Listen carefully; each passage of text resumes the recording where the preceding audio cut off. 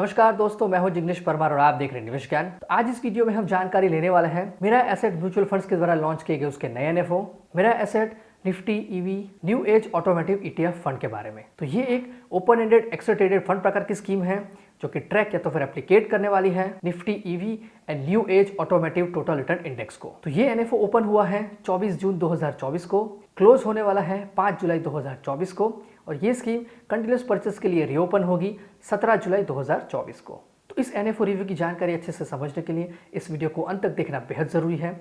अगर अभी तक आपने चैनल को सब्सक्राइब नहीं किया है तो जल्द से जल्द चैनल को सब्सक्राइब करें और बेल आइकन प्रेस करना बिल्कुल ना भूलें। तो ये शुरू करते हैं दोस्तों। ये एक ईटीएफ यानी कि एक्सट्रेटेड फंड प्रकार की स्कीम है।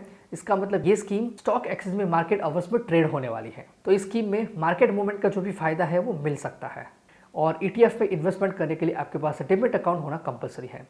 अगर आपके पास डिमैट अकाउंट नहीं है तो लिंक में फंड्स बाजार ब्रोकिंग अकाउंट की आपको लिंक मिलेगी, वहां से आप बहुत आसानी से अपना अकाउंट ओपन कर सकते हैं और इस एनएफओ में, इस ईटीएफ में इन्वेस्टमेंट शुरू कर सकते हैं।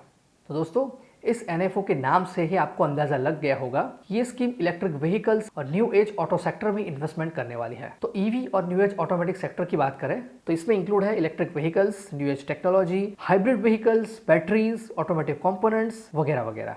दोस्तों, ग्लोबली अभी तक 40 मिलियन इलेक्ट्रिक व्हीकल्स बिक चुके हैं, उसमें से 14 मिलियन ईवी सिर्फ 2023 में ही बिके हैं और इसी तरह से इलेक्ट्रिक व्हीकल का सेलिंग दिन ब दिन बढ़ रहा है। 2014 से लेकर 2023 तक 46% CAGR से इलेक्ट्रिक व्हीकल्स का इस्तेमाल बढ़ा है, जिसमें 2015 से 2024 में 44% CAGR इलेक्ट्रिक व्हीकल सेल्स में ग्रोथ हुआ है और इसी तरह से ये ग्रोथ आगे बढ़ने की पूरी संभावना है। 2023 में जो भी इलेक्ट्रिक व्हीकल बिके हैं उसमें से 70% प्योर इलेक्ट्रिकल है और 29% हाइब्रिड कैटेगरी के ईवीज है। ये सब था ग्लोबल फिगर यानी कि पूरी दुनिया का फिगर। अब हम बात करें भारत में ईवी के पेनिट्रेशन की। भारत में इलेक्ट्रिक व्हीकल की क्या स्थिति है, तो भारत में 2030 तक 8 गुना ज्यादा ईवी का पेनिट्रेशन बढ़ने की संभावना है। अभी जो सेलिंग हो रही है उसमें 8 गुना बढ़ोतरी हो सकती है 2030 तक। इस ग्राफ को देखिए, इस ग्राफ में आप देख सकते हैं 2023 और 2030 के जो भी एक्सपेक्टेड फिगर्स है, जैसे कि इलेक्ट्रिक पैसेंजर व्हीकल्स अभी 2% पर है, 2030 तक वो 20% तक ग्रोथ होने की संभावना है। इलेक्ट्रिक 3 व्हीलर्स में अभी 10% है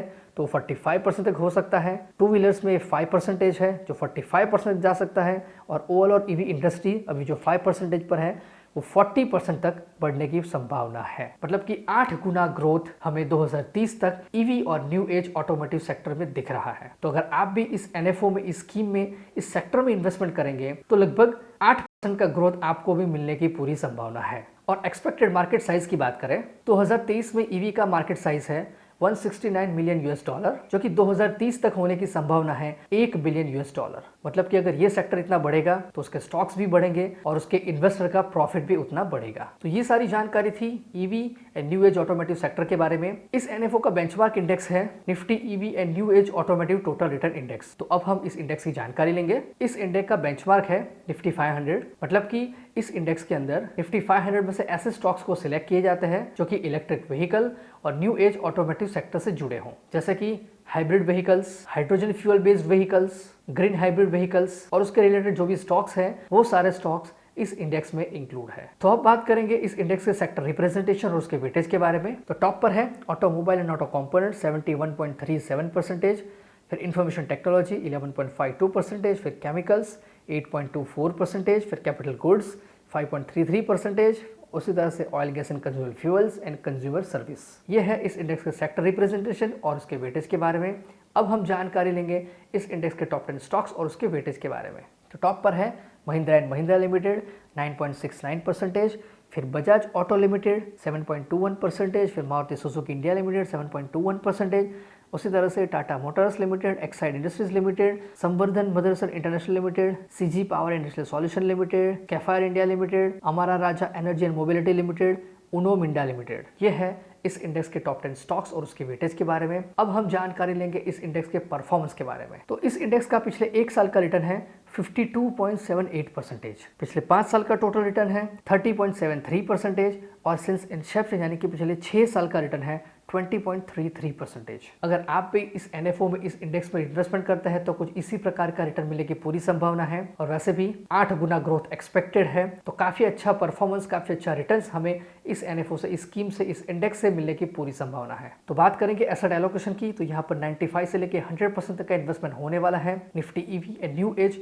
ऑटोमेटिव इंडेक्स के स्टॉक्स। 95 से लेके 100% तक का इन्वेस्टमेंट होने वाला है Nifty EV and new age automotive total return index के स्टॉक्स में, और 0 से लेके 5% तक का इन्वेस्टमेंट हो सकता है debt and money market instruments. इस NFO के फंड मैनेजर है Mrs Ekta Gala and Mister Akshay Udeshi. Minimum application amount है 5,000 रुपए और ₹1 के मल्टीपल्स में। SIP, STP, SW सारी फैसिलिटीज अवेलेबल है। प्लान एंड ऑप्शन की बात करें तो ये एक ETF यानी कि एक्सेस ट्रेडेड फंड प्रकार की स्कीम है, जिसमें कोई भी प्लान एंड ऑप्शन एप्लीकेबल नहीं होता है। उसी तरह से लोड स्ट्रक्चर में भी एंट्री लोड एप्लीकेबल नहीं है, लेकिन एग्जिट लोड भी एप्लीकेबल नहीं होता है, क्योंकि ये एक ETF प्रकार की स्कीम है। लेकिन स्टैम्प ड्यूटी 0.005% एप्लीकेबल है। इस स्कीम का रेगुलर प्लान का एक्सपेंस रेशियो रहेगा 1% तक। इस स्कीम का रिस्क है वेरी हाई, तो आपको 5 साल से ज्यादा टाइम पीरियड के इन्वेस्टमेंट के लिए ये स्कीम सुटेबल है। टैक्सेशन रहेगा इस स्कीम का इक्विटी का, और इस स्कीम में कोई भी लॉक इन पीरियड एप्लीकेबल नहीं है। अगर आपको इस स्कीम में, इस NFO में इन्वेस्टमेंट करना है तो आपके पास डिमेट अकाउंट होना कंपलसरी है। अगर आपके पास डिमेट अकाउंट नहीं है तो फंड बाजार ब्रोकिंग का आप डिमेट अकाउंट ओपन कर सकते हैं और बहुत आसानी से इस NFO में इन्वेस्टमेंट शुरू कर सकते हैं। तो दोस्तों, ये थी जानकारी मेरा asset Nifty EV and new age automatic ETF fund के बारे में। अगर आपको ये वीडियो पसंद आया है इसे लाइक करें, कमेंट करें, शेयर करें। अगर अभी तक आपने चैनल को सब्सक्राइब नहीं किया है तो जल्द से चैनल को सब्सक्राइब करें। अगर बेल आइकन प्रेस नहीं किया है तो बेल आइकन प्रेस करें। Mutual fund investments are subject to market risks. Read all scheme related documents carefully.